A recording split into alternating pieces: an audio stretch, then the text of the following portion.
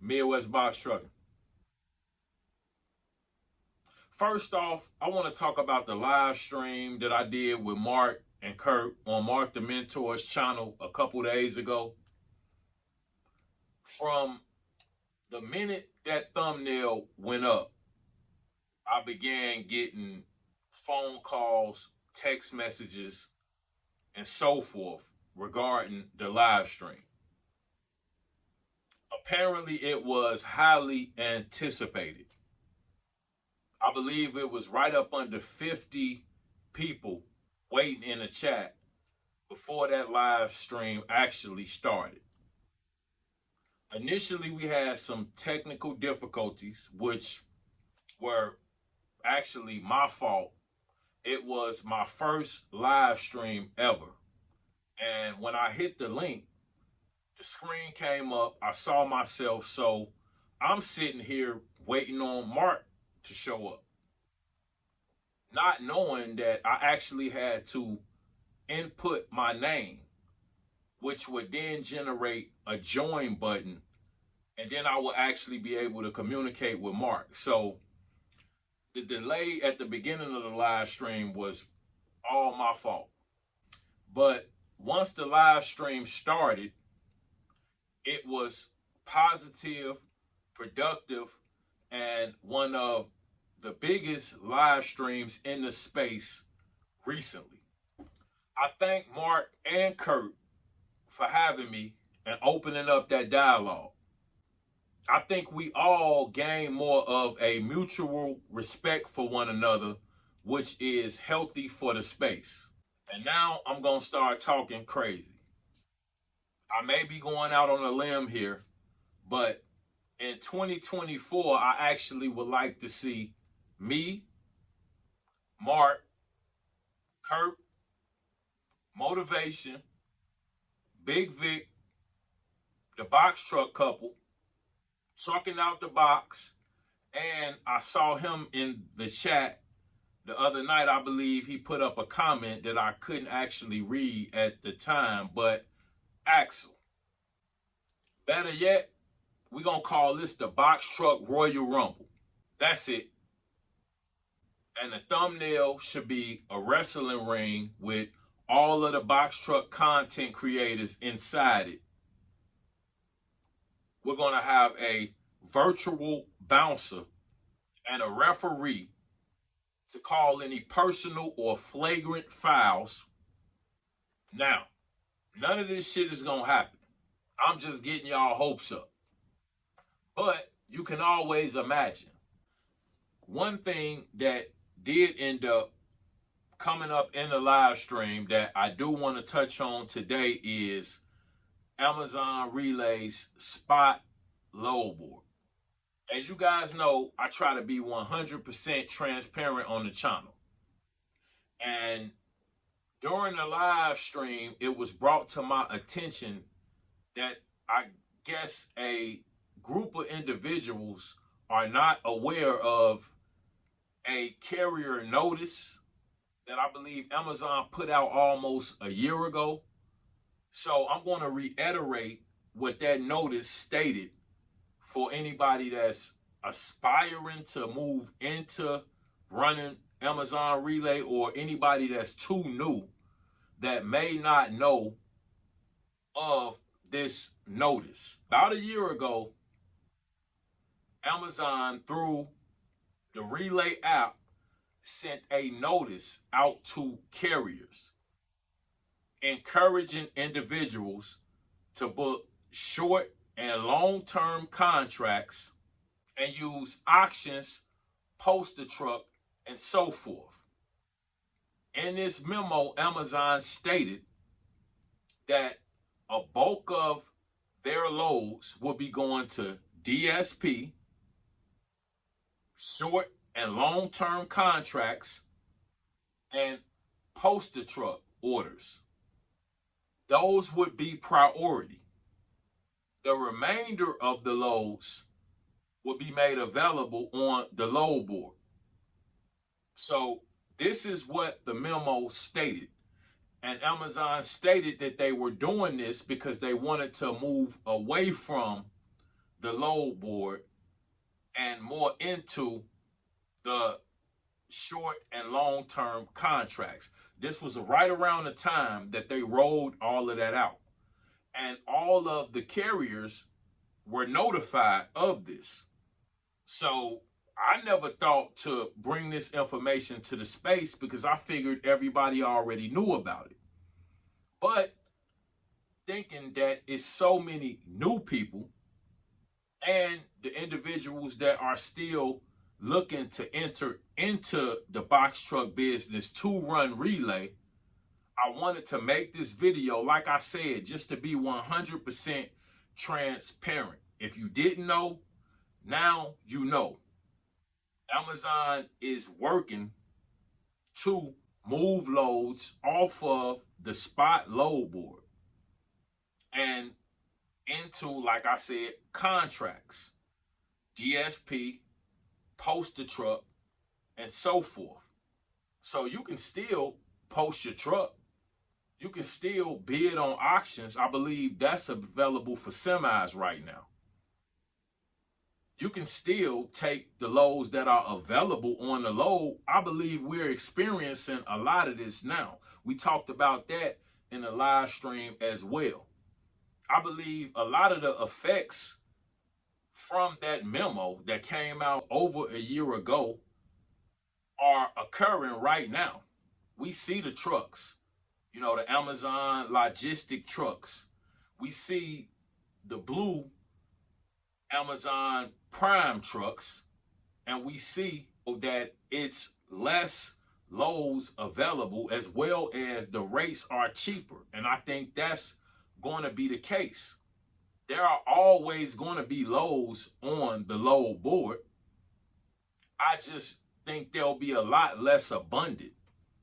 And I do not think they're going to support the volume of trucks that they support right now. I don't. And I'm just being honest. But I do think the load board will still be around. But I don't think we'll see the volume of loads that we're seeing now. It's obvious. Why do you think Amazon has steadily increased the amount of delivery service personnel and their trucks in the facilities? Why do you think you're constantly seeing more of the blue Amazon Prime 26-foot box trucks at the facility? Why do you think that it's less loads this peak season than it has previously been? They're taking a lot of these loads. It's also a lot of the loads going to contracts.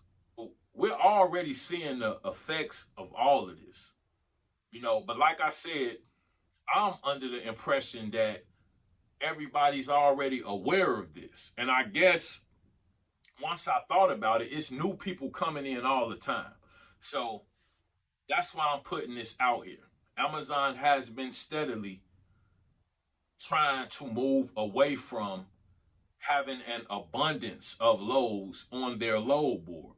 I mean, it makes sense. It's a good business strategy to kind of want to know who's going to be running what load and not have them sit on the load board and increase and have to pay carriers more than they would normally pay for a load.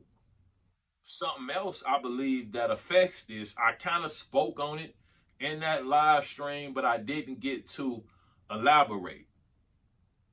I believe a lot of the cheap freight that individuals run, for less than what it would normally go for, gives Amazon the extra money to buy these trucks.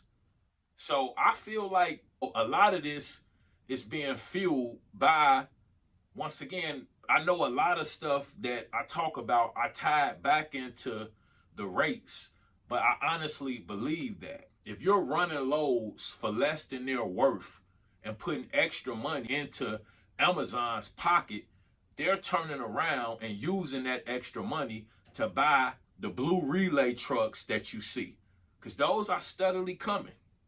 And eventually it'll be half and half. And I believe the loads will, over the next few years, decrease. and they won't support the volume of trucks that we've seen them support in the last 3 to 5 years. I don't think it's going to continue that way. But Amazon is here right now. This is not going to happen in the next 6 months to a year. So if I were you, I would make do with what you have right now and make plans to move your business in a different direction in the future, whatever that may be. You can do a multitude of things with your box truck. But what I'm saying is, why don't individuals want to put in the work to diversify their business and have other options for freight? If this is 2, 3, 4, 5, 10 years out, who knows? I can't predict or forecast what Amazon is going to do within the next 5 years. I can only look at what's happening around me and make an educated guess on what's going to happen. But we all see the trucks sitting right around us, and it ain't at one facility. You know, it may be more trucks at some facilities than it is at others, but the fact of the matter is we're seeing this in all areas. So if you're not catching on, then that's kind of on you. But if individuals are unaware, and I know of the information and it's been brought to my attention that individuals are unaware, then it's on me to, like I said, be transparent and bring this information to the space, because I don't gain anything by trying to hide anything from anybody. So, like I said, when it was brought to me, I brought it to you guys immediately.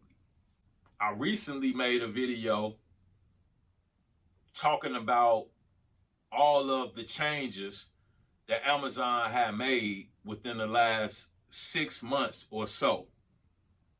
That was probably 3 weeks ago. And I think a couple days after I dropped that video, Amazon made more changes. We received another memo through the Amazon Relay app that as of December 30th, 2024, there will no longer be temp badges. A lot of individuals will bring their kids that were of age, their wives, girlfriends, whoever, and have them come into the facility, load with them, check out, and so forth. Well, now, after December 30th, 2023, Amazon is requiring that everybody that's entering the facility, as far as the independent contractors, will not be allowed to get temp badges to do so. So Amazon's now requiring everybody to submit their driver's license, a selfie, and fill out the new driver form, and then wait the due process of, I don't know how long it's taking now, but I know in some situations it can take an extensive amount of time to get a permanent badge. I'm seeing a lot more individuals and some of even the Facebook groups now concerned with how long it's going to take them or their drivers to get a badge, because now that's becoming an issue. I believe some facilities have already enacted the new badge rule.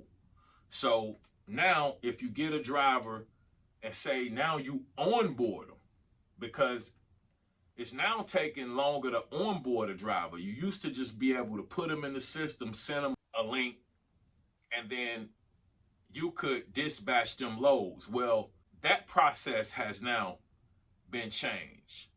But as well as onboarding a driver, even after you onboard a driver, they're going to now still have to wait on a permanent badge. So that's one of the changes that's occurred since I made that video 3 weeks ago. Another change that I'm seeing is pertaining to the routes that are on the spot load board. It was a time where I would look at some routes and wonder why Amazon didn't just put two routes together. For example, you would have a route going to Moline, Illinois, and then another route going to Davenport, Iowa, which is 15 minutes from Moline. And you get to the facility and you're looking at the pods, and both of these routes are 3 skids apiece. So Amazon is sending 2 trucks in the same direction to pretty much the same area with 3 skids apiece, when both of those routes could be combined and put on one truck, and they pay one person and probably save more money. Well, it's kind of like this year Amazon has caught on, because that went on a lot a year ago or more, and I'm like, it seemed like Amazon was wasting money, and that's what's causing a lot of individuals to say, well, hey, if we're going to have these routes like this, then we'll just combine them. Well, now Amazon is making their routes 5, 6, 7 stops. A lot of their routes usually range between 100 and 200 miles. Well, now we're seeing routes mostly between 200 and 300 miles, sometimes 300 plus. So that's another change with the routes. They're adding more stops, and they're a lot longer, which takes more time to finish and usually burns more fuel. The more times you stop and start that truck, the more fuel you're going to burn. So you're going to burn more fuel going 140 miles and stopping 3 or 4 times as you would going 140 miles and only stopping once. So that's just something to think about. You know, if you're thinking about running relay, yes, the stops are being increased and the routes are longer. So those are a few of the changes that I'm seeing with relay since I made the video I made just 3 weeks ago. Another thing that I've noticed is Penske, Ryder, Enterprise rental trucks are a lot more scarce. So I'm not seeing as many rental trucks at the Amazon facilities when I'm picking up and dropping loads. You know, you may see 3, 4, maybe 5 rental trucks tops. It used to be a third of the trucks at the Amazon facilities at least were rentals. So that's changed as well. And the last thing I want to talk about is peak season, because that's still a big, stupid debate. Another content creator did a poll and asked what box truck owner operators were grossing per week currently. I believe this occurred in November or the beginning of this month. It was recently. A content creator created a poll asking his subscribers what were they grossing weekly during peak season 2023. From my understanding, his subscribers reported, I believe 21% reported to making less than $3,000 a week. And I believe 20 some odd percent reported making less than $2,000 a week. Now, I do believe 20 some odd percent of that group reported to making over 4,000 or 5,000 a week, but 53 to 56%, don't quote me on this, is somewhere right up in that range, reported to making less than 3,000. A large portion of those individuals less than 2,000 during peak season. Now, my performance score for the last few weeks has been between a 95 and a 96 point some odd percent.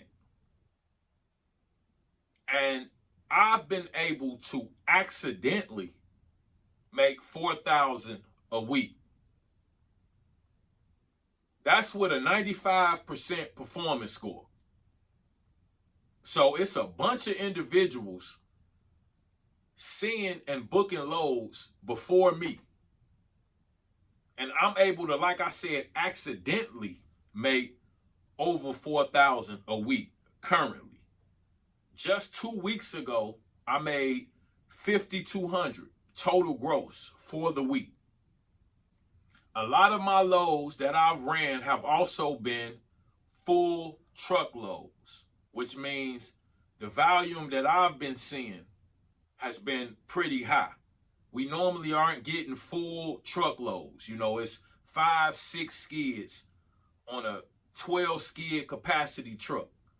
So I've oftentimes been getting a full 12 skids as well as some singles. The average rates I'm seeing when I get on the board at the times that I look for loads, because I don't look at loads early in the day. Okay, at the times I look for loads after 6 p.m., what I'm seeing are rates between $350 and $370 a mile starting off.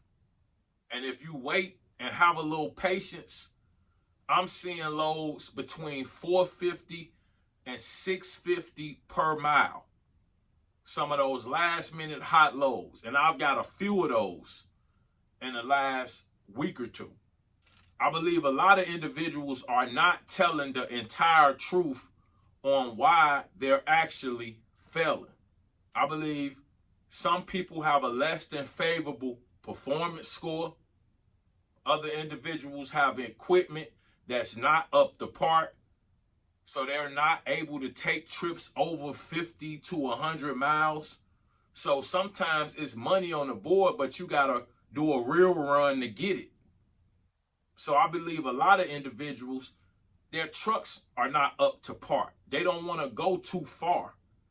And I believe these are a lot of the people that are saying, oh, these rates are trash, or I'm not making this amount of money per week.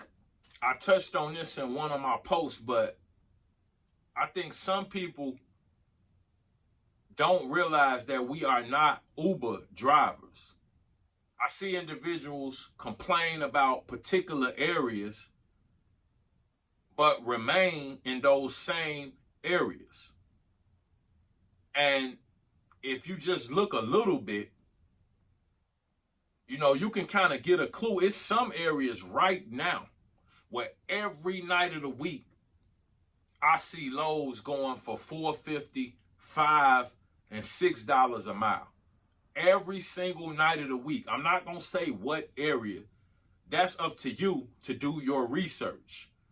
Because some of this stuff, it affects me. I rely on some of these areas sometimes. But what I'm telling you is, if you do a little research and you do a little digging, it's some areas out here where you can actually go hang out for 3 or 4 days and come back with 3,000 or 4,000. I'm telling you, you can make over 1,000 a day easily in some of these areas right now. That's what I'm saying. People worried about what's going to happen in 2, 3, 4, 5 years. What are you doing right now that's going to change your situation? So in 2, 3, 4, or 5 years, you're not worried about what Amazon is going to do, because you've built a solid foundation to whereas whatever they do is not going to affect you to the point where your lifestyle is going to change at all. So I ain't gonna make this video really long. I had a couple other things I was gonna touch on, but I'll leave those for another video. I just wanted to make this touching on a few things, like I said, that came up in the live stream. And I wanted to clarify what was actually going on. So with that being said, you guys stay safe out there. Take it easy and have a good one. Appreciate you.